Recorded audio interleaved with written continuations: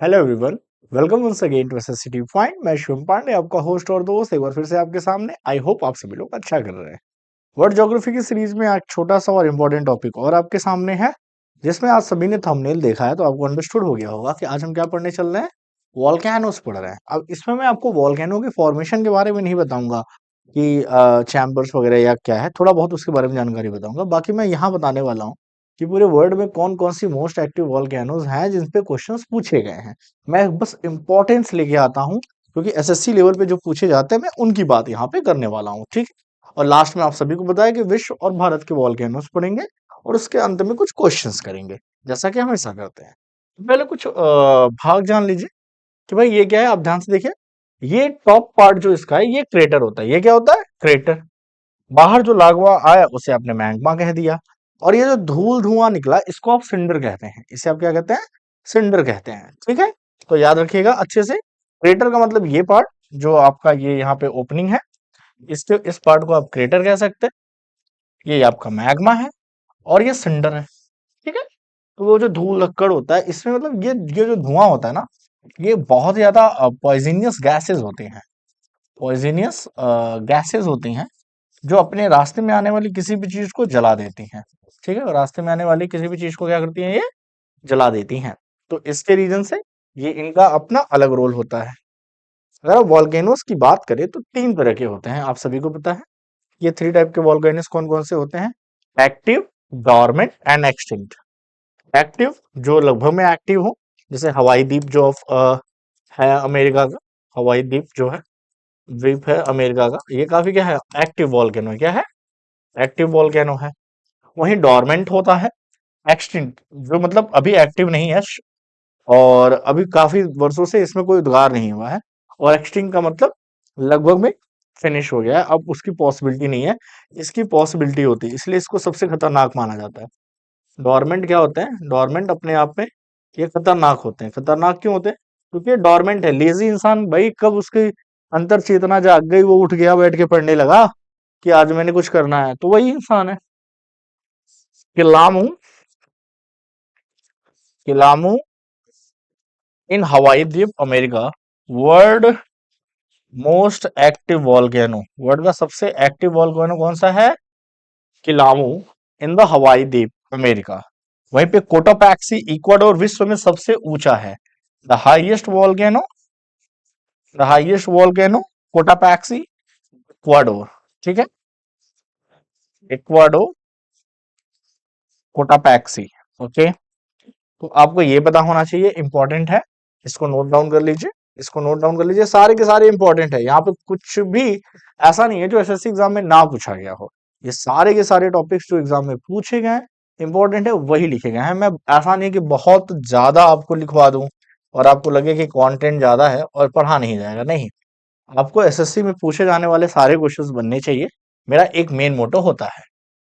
ऐसा नहीं कि बहुत लंबी वीडियो में बनाऊंगा इसके लिए, मुझे व्यूज के लिए ऐसा कुछ नहीं करना। टॉर्मेंट की बात करें तो विश्वस आपने सुना होगा, इटली में विश्वस माउंटेन, ठीक है। तो विश्वस जो है इन इटाली, इसके बारे में काफी सारी कहानियां हैं, इंग्लिश की बुक्स में हैं। तो जब ये फटा था तो एक पूरा शहर खत्म हो गया था। तो इसके बारे में बात की। एकांका गुहा आपको पता है, ये एंडीज पर्वतमाला की है और विश्व की सबसे ऊंचाई पे एक एक्टिव था जो अभी आपने देखा, और ये क्या है? इट इज अ शांत एक्सटिंक्ट वॉल्केनो है। एकांका गुहा आपको पता है कि ये सबसे हाईएस्ट पीक भी है, राइट। एकांका गुहा क्या है? हाईएस्ट पीक है साउथ अमेरिका की, और एंडीज में पाई जाती है। एंडीज क्या है? लॉन्गेस्ट, लॉन्गेस्ट रेंज है। क्या है? लॉन्गेस्ट रेंज है वर्ल्ड की, राइट। और ये क्या है? हाईएस्ट पीक है। क्या है? हाईएस्ट पीक है ये। एंडीज क्या है? हाईएस्ट पीक है। देवबंद ईरान में, in Iran there is a Devband. तो एक्सटिंक्ट वॉल्केनो में देखिए आपके पास देवबंद ईरान है, और क्या है? एकांकागुआ एंडीज विश्व की सबसे अधिक ऊंचाई पे जो शांत है, एक्सटिंक्ट है, ठीक है। और विश्व भी क्या है? डॉर्मेंट है। तो एक आपके पास डॉर्मेंट का एग्जांपल हो गया। ये काफी फेमस और इंपॉर्टेंट है, फेमस भी है और इम्पोर्टेंट भी है, ठीक है। तो आप यहां से देख लीजिए, ये फेमस और इम्पोर्टेंट है।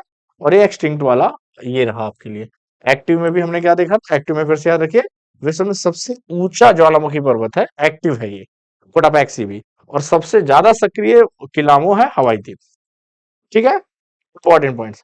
भारत के दो ज्वालामुखी अंडमान निकोबार में है, जिसमें एक नारकोडम है।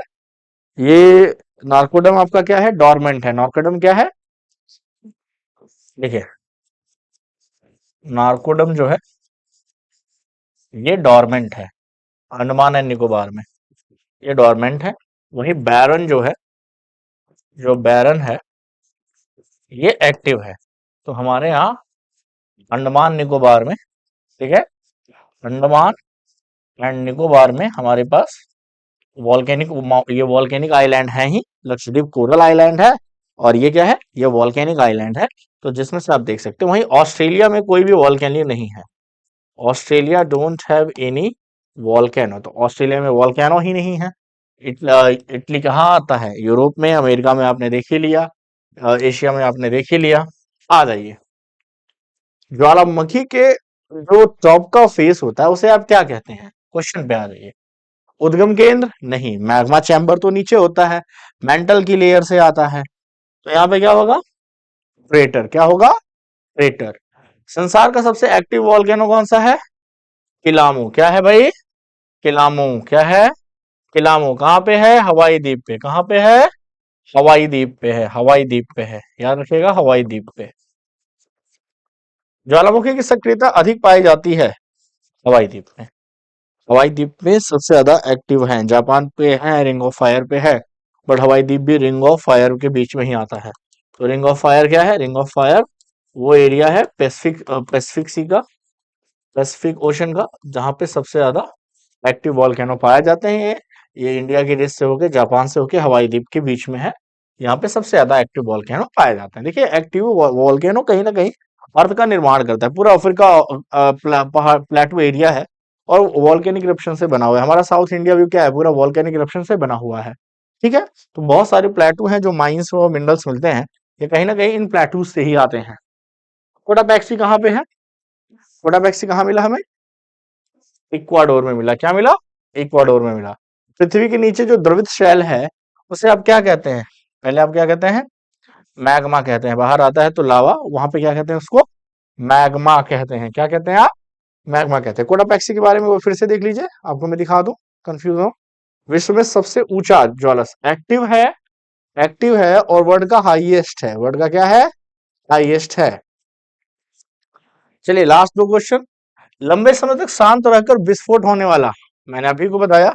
यहाँ पे देखिए, डेड तो होता नहीं है कुछ, एक्टिव होगा नहीं, शांत का मतलब हो जाता है एक्सटिंक्ट। इसका मतलब क्या हो जाता है, एक्सटिंक्ट। तो ये तो है नहीं। ये प्रक्षुप्त जो डॉर्मेंट है, ये मैंने बोला था ना कि ये थोड़ा खतरनाक होता है। ये क्या होता है, थोड़ा खतरनाक होता है। ठीक है, निम्न में से किस ज्वालामुखी को भूमध्य सागर का, अब देखिए पूछ रहा है मेडिटेरियन सी का, किसका बोला गया, मेडिटेरियन सी। मेडिटेरियन सी तो आपको सभी को पता है कि ये Asia plus Europe plus south Africa से घिरा हुआ है, प्लस अफ्रीका कॉन्टिनेंट से घिरा हुआ है। तो आप सोचिए कि लाइट हाउस ऑफ मेडिटेरियन सी, सोच के बताइए तो,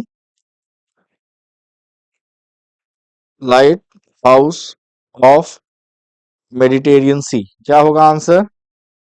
मैं आपको बता दूं, यहाँ पे इसको बारे में जान लीजिए, स्ट्रम्बोली। स्ट्रम्बोली, ये जो है इसको कई बार पूछा गया है, इंपॉर्टेंट है। ये भूमध्य सागर का ज्वालामुखी कहा जाता है। ये भी आपका क्या है, एक वॉल्केनो है, वॉल्केनो है, और एक एक्टिव वॉल्केनो है। ठीक है, और ऐसे भी हैं, इंडोनेशिया वगैरह में भी हैं भाई, नो डाउट। इंडोनेशिया में भी बहुत बड़ा, सबसे बड़ा वॉल्केनिक इरप्शन हुआ था। कई सारे द्वीप खत्म हो गए थे, वो पहाड़ खुद आधे से ऊपर, एक अच्छी खासी हाइट थी, 1000 मीटर से 4,000 मीटर से हाइट की ज्यादा थी, और 1000 मीटर की हाइट रह गई। उसका पूरा ऊपर वाला हिस्सा ही उड़ गया, वॉल्केनिक इरप्शन इतना ज्यादा हुआ। तो ऐसे नहीं है, बट ये मोस्टली आस्क्ड, एसएससी लेवल पे मोस्टली आस्क्ड है। इसमें से कुछ मैंने आपको एनडीए एनएआरआरबी का भी दिखाया। अब यूपीएससी या पीसीएस का एग्जाम आप दे रहे हैं, इसको थोड़ा सा और डिटेल में पढ़ना पड़ेगा, लेकिन फिलहाल आपके लिए ये एनफ है। और ये लेक्चर मैं यहीं द एंड करता हूँ।